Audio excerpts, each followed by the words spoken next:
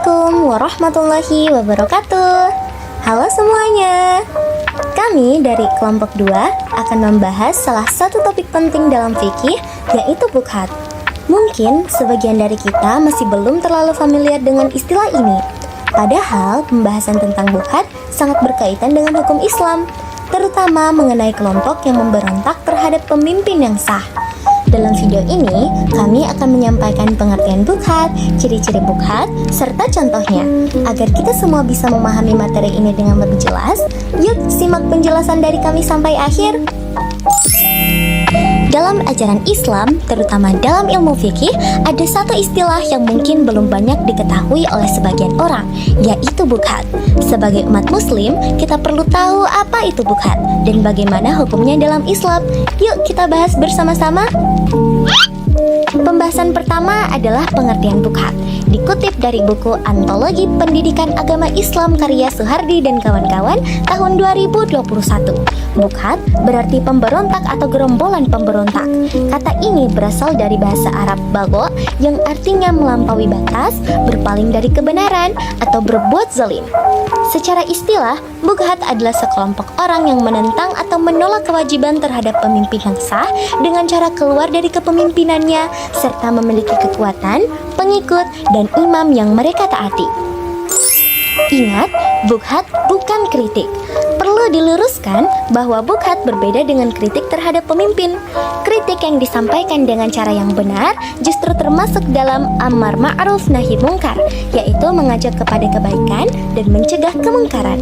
Rasulullah Shallallahu Alaihi Wasallam bersabda, seutama-utama jihad adalah menegakkan kalimat hak di hadapan pemimpin yang zalim. Jadi, menegur pemimpin yang berbuat salah dengan cara yang baik bukanlah bukhat. Nah, pandangan ulama tentang bukhat ada bermacam-macam.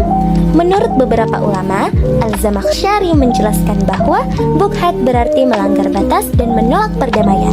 Ibnu Katsir mengatakan bukhat adalah sikap menolak kebenaran dan merendahkan orang lain. Al-Zuhaili menjelaskan bahwa bukhat adalah pemberontakan terhadap pemimpin yang sah, baik dengan kekerasan maupun dengan menolak perintah.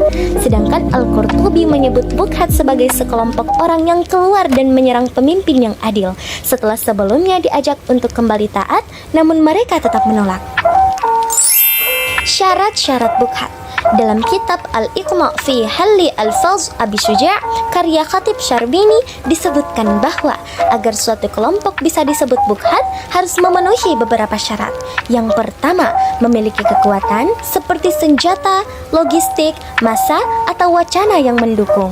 Kedua, keluar dari ketaatan terhadap penguasa yang sah. Ketiga, menggunakan penafsiran yang salah atau ta'wil batil untuk membenarkan pemberontakan mereka. Dan yang keempat, memiliki imam atau pemimpin yang mereka taati. Jadi, secara singkat, bukhat adalah pemberontakan terhadap pemimpin Islam yang sah dengan cara menolak perintah dan keluar dari ketaatan, bahkan menggunakan kekuatan untuk melawan.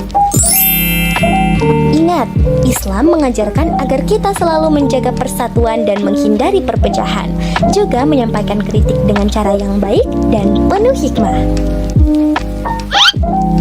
Ciri-ciri kaum bukhat. 1. Memiliki kekuatan. Kelompok bukhat memiliki kekuatan baik berupa sejumlah pengikut maupun senjata yang memungkinkan mereka untuk menentang kekuasaan yang sah secara efektif. 2. Memiliki takwil atau alasan. Mereka memiliki alasan atau justifikasi tertentu atas tindakan mereka, seperti merasa pemimpin yang sah tidak adil atau telah melakukan kesalahan besar. 3. Melakukan pembangkangan.